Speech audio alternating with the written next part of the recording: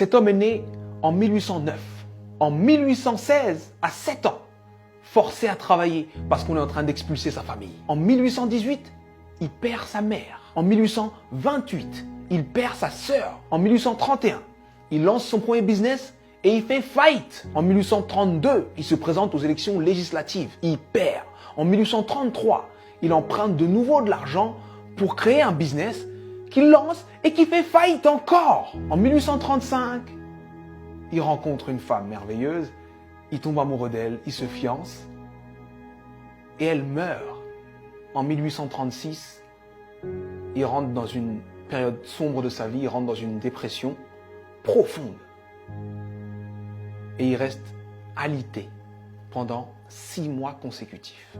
Mais il se relève. Il se relève et cette même année, 1836, il se représente aux élections législatives et il perd de nouveau. En 1840, il se présente pour être électeur. Il perd. Et en 1842, il rencontre la femme avec qui il va finir sa vie, sa femme. Il tombe amoureux, il se fiance, il se marie et elle lui donne 4 enfants.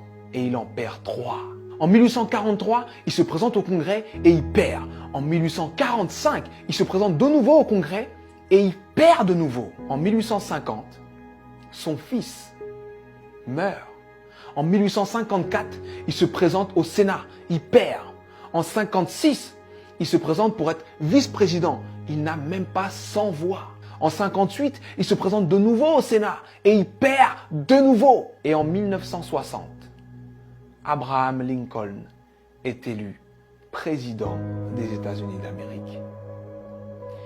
Et il fait 2 mandats exceptionnels qui font de lui l'un des présidents les plus respectés et les plus impactants de l'histoire des États-Unis. C'était important que je te raconte cette histoire. C'était important que je te raconte cette histoire parce que on voit le héros, mais on ne voit pas les coulisses de la réussite. Il faut que tu acceptes les coulisses de ta réussite.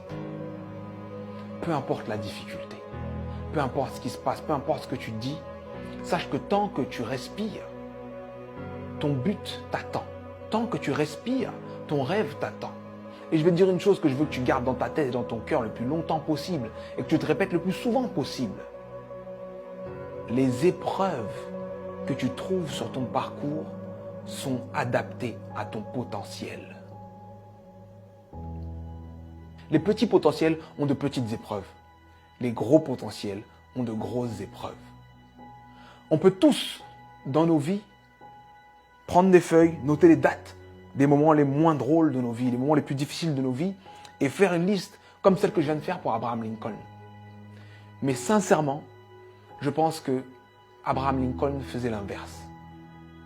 Pour avancer dans les coulisses de la réussite, pour avancer face à toutes ces épreuves, il faut se focaliser sur ce qu'il y a de bon, de positif et ce qui nous donne envie d'avancer. Donc, je sais que ça peut être dur d'être au cœur de la tourmente, ça peut être dur de perdre des gens, de faire face à l'échec encore et encore et encore. Mais concentre-toi sur ce que tu es en train d'essayer d'accomplir et accomplis-le. Et je peux te garantir que parce que tu es passé par là, tu as changé l'ampleur, le sens et le goût de ta réussite.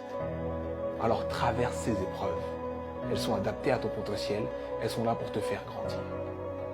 C'était Sudei, j'espère que cette vidéo t'a plu et si elle t'a plu, partage-la. Merci.